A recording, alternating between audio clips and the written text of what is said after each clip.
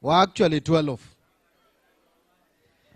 And let me admit one thing, that I have seen more openness in the second round of questions.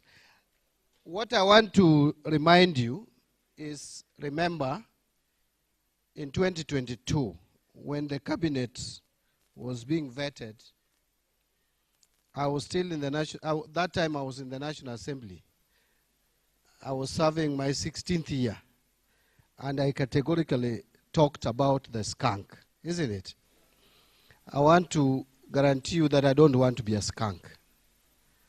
So I am going to work very hard not to be a skunk. Sawa sawa? That's why I want to address and answer your questions the best I can. And I told you that let us be open with each other. And I want to again remind you that the theme of today's meeting was, how do we budget? What is it that you think we should include in our programs? So whatever you have said, I am taking it as a lesson. I am taking what can go into the budget. So it is not in vain. When you complain about what are we doing about the youth, that is feedback from you. That is why I am here. When you tell me about wastages, I'm already cracking my head. How do we reduce the wastages? Amze there, who has very many names, Raphael, has actually talked about us taking tea in Nairobi. That is true. But I decided to today come and take tea from Mombasa. At least there is something to appreciate me for, isn't it? That yes, I've been taking tea in Nairobi, but today I'm taking tea in Mombasa. Now let me address the questions. On the question of housing levy by Miriam, I think we need probably to sit and explain this housing program. There are various categories of Kenyans. And I'm not saying it is flawless. There are issues still need to be addressed. But there are various categories of Kenyans and how they qualify for housing, for allocation of houses. There are Kenyans who will get it almost at market price. But there are Kenyans who are getting the social housing. What we need is that the State Department for Housing must make sure that the allocation of housing is done in a transparent and is done in a way that promotes the objective for which the housing levy was formed. So there are those challenges. I take note of the challenges. But we must understand that there is no one standard way of allocating housing to Kenyans. The objective was to make sure that at least all Kenyans have decent housing as is put in the Constitution. The implementation strategy was to get housing levy, which is 1.5%. But I want to tell you, it is now not 1.5%. The effective rate today on housing is not 1.5%. It's 1.05%. And I'll explain to you why. If that housing levy was not taken from you, it would have gone to your salary and it would have been taxed. So you would have gotten 1.5% less 30%. But now, because you are contributing it to housing levy, you are paying that 1.5% and it is not being taxed. I think that is something also which I have explained and people don't understand. If you are paying housing levy of 1,500, that 1,500, if there was no housing levy, you would not have got 1,500 at the end of the month in your salary. It was going to be taxed at 30%, largely, especially if you are earning anything upwards of about 40,000. So you would have paid 1,500, you would have received 1,500 less 30%. which is 450. So you would have only received 1,050. So effectively now, with the amendments in December, which I brought to Parliament and was successful, now the effective rate of housing levy is 1.05%. Now, young people don't have jobs. What are we doing to create? This is a very, very important question. Actually, one of the reasons for the uprising of Gen Zs is because they don't have jobs. The frustration. And therefore, job creation, which is an agenda of this government and is in our Vision 2030, must now be actualized. The only way to create jobs is to focus and put your attention to the manufacturing sector. We must move away from agriculture being an end in itself. Agriculture as our backbone, as the backbone in our economy, must now support creation of jobs by supporting manufacturing. And that is why value chain must now be emphasized. We are, Honorable Abdul Samad is aware of this. Government has taken steps to create what we call CAIPs, the County Aggregated Industrial Parks. That is one strategy. And we are putting in the next budget 4.5 billion shillings. In this budget we have 3 billion for this financial year. The problem is Parliament has failed to pass the bill for this financial year because of the tussle over fuel road maintenance levy with the counties. We are going to lose that money because of unnecessary fights in Parliament. How I wish that Parliament, going forward, we are looking for a solution with this governance. We have embarked on a solution how to get out this money and ring fence it so that we release funds. Every county, like a county like Migori, is already at 70%. I know Governor here is working very hard to set up industrial park. Every county must create employment. There is nowhere where we will sit as a country and tell you now we have created employment in Garissa, go there. There are two things that the government must do.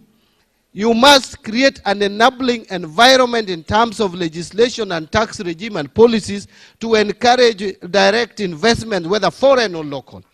And that is why I have said that under my watch at the Treasury, we are not going to disadvantage businesses by increasing unnecessarily the taxes, so that we stop discouraging employment, investment and job creation. But we must also invest in some infrastructure in counties like the one I've mentioned, so that we can create jobs at all levels.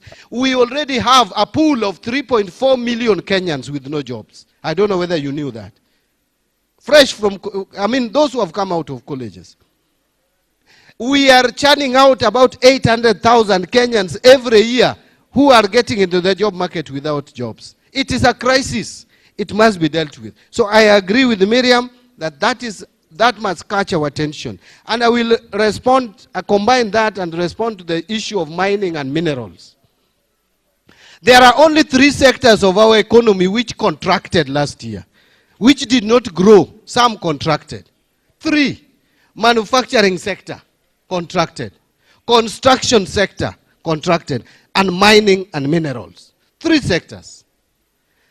We have decided as a government, and we have taken a decision in the cabinet, that in the next budget, we are going to target these 3 sectors to generate more employment and to have better growth in the manufacturing sector, in mining and minerals, and also in the construction industry. That is why we have raised money today. We have raised last week and today. We have raised 42 billion shillings or thereabout. We are raising more money next week, so that we pay the pending bills of road contractors to go back to the road. By the end of April, we want to have cleared, if possible, if we raise all the money that we intend to raise, to pay all our contractors, because that is one of the reasons why construction industry has contracted. We are already working, and we have worked on the interest rate, which is also making construction industry not to grow. Because when banks are not giving money to private sector, people are not borrowing to invest in projects like housing, then you will not have growth in that sector. So we are paying contractors, we are bringing down interest rates so that banks can give money to you and I. You construct your house, you will employ not less than 20 people in the construction of that house. As we supplement with the government should not be the one implementing everything. We should just be creating an opportunity for investment. Let me move quickly. How do we deal with wastage in government? We must make sure that we do our budgeting properly. But this question is even more than explaining that we must deal with wastage. Because this question has directly touched on me. Even how I use chopper has been asked. And I must not run away from that. I must answer it because I'm accountable to the public. I'm a public officer. About 100 people going to Addis Ababa. By the way, nobody, I am not aware of anybody who government supported to go to Addis Ababa.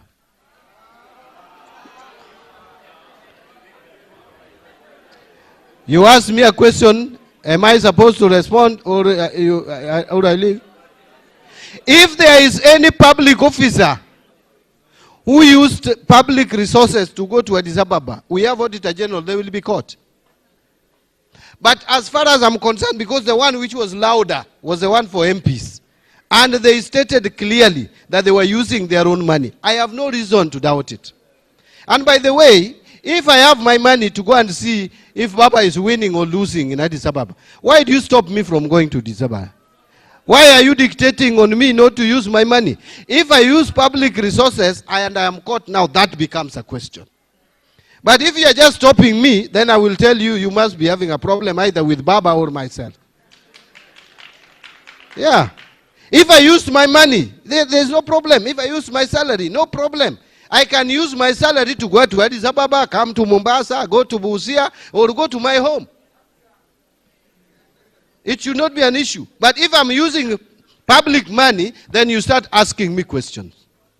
Then I must justify why going to Addis Ababa is more important than if that money was used to give water to your household, isn't it? Yeah. So let us not also be just blank because someone said somewhere that the too many people went to Addis Ababa. By the way, Baba has never gone for a seat out of this Kenya. So we had also to go and see how things are there. And if I use my money, there is nothing wrong with that. But if I use public money, I have to justify why it was important. Now, the same Alan has asked me, Alan, hapa ni kama uko na shida na mimi. Why I used the chopper? Let me ask you, and I've used chopper by the way. That is a fact. I have used chopper. And can I explain? I used a chopper, for example, to go to Tana River. Let me tell you what I saw when I went to Tana River. Since independence, the children of those Pokomo and Orma people have been eaten by crocodile as they cross from one end to the other to school because of a bridge of 100 million shillings. And in the same country, that is why I went, the reason why we should encourage, but with modesty, all government officials to move across the country. Coming here, I didn't use a chopper, I used a commercial flight. But going to Tana River, it was late. I left Nairobi, I had a meeting at State House, I left at 10, I had to go to Tana River.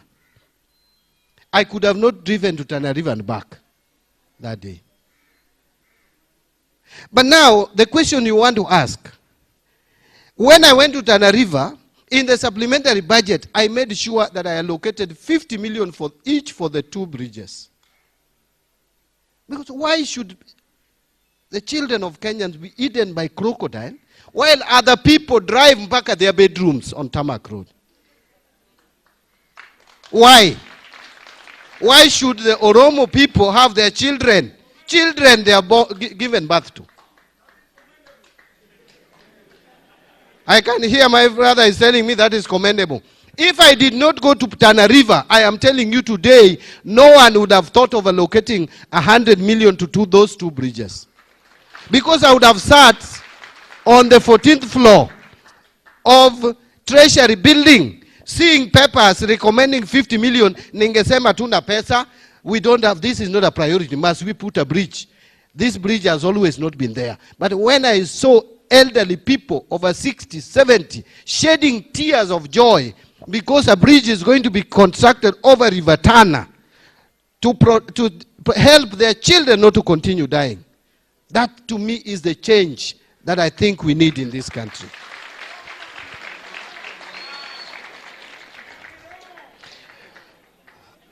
I didn't want, so now let me, in this issue of chopper, because I've been asked this question many times, because someone decided to put it that MBADI is using. By the way, even before, I was using chopper once in a while, but I think because I was not a CS, nobody bothered.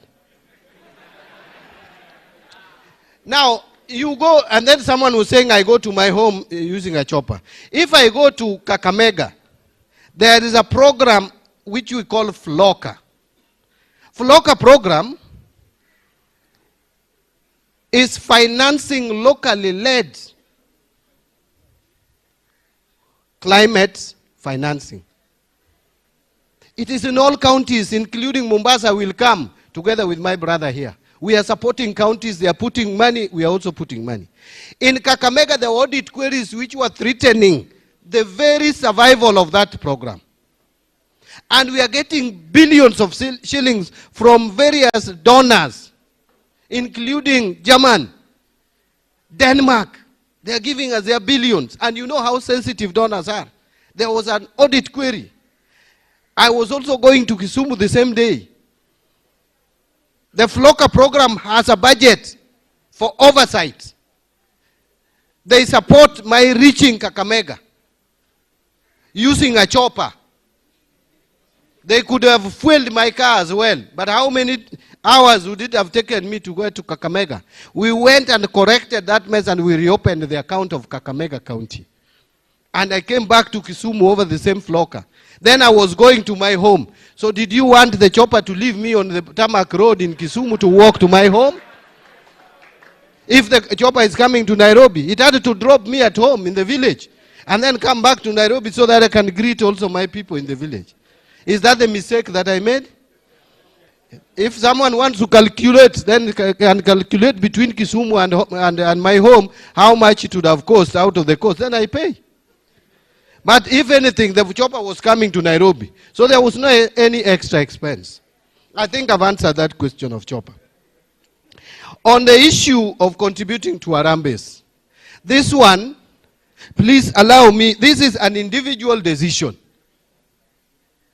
If the president has decided to contribute to churches, why do I have to respond to that? You know whose money, you ask him. Because I have not seen any voucher. I have not seen any voucher asking me for approval of money to go and give to the church.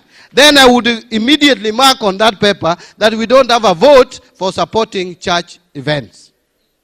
But if this has not come to my, with a voucher, a file for me to either approve or disapprove, now you bring me to Mombasa, I come to Mombasa to engage you on the budget, then you ask me how, the following day, you will ask me why the president is wearing a tie and how he bought the tie.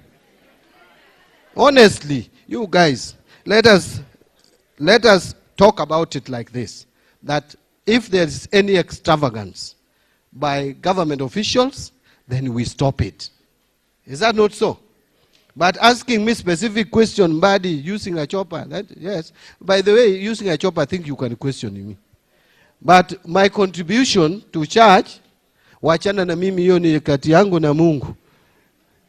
Ukipata nimetoa pesa ya serikali, basi uniulize, because there is no provision in our laws to remove government money and give to churches.